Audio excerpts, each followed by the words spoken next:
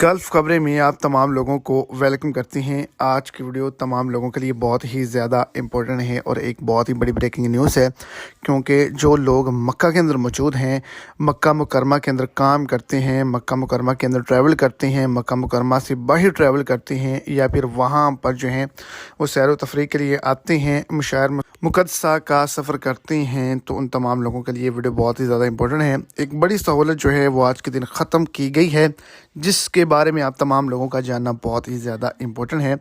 तो वीडियो की तफसीलात को जानने के लिए वीडियो को एंड तक देखें, ताकि आपको तमाम डिटेल्स की अच्छे से समझ आ सके। और अगर इस चैनल पर आप फर्स्ट टाइम हैं तो लाजमी से चैनल को सब्सक्राइब करें, वीडियो को लाइक करें और अपने दोस्तों तक इसको ज़्यादा से ज़्यादा शेयर कर दें।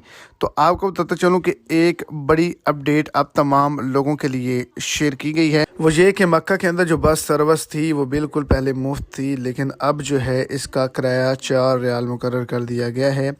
हालात मक्का की शुरुआत फरवरी 2022 में हुई थी, किराया नहीं लिया जाता था, लेकिन इस प्रोजेक्ट के अंदर जो है वो कानून में तब्दीली की गई है।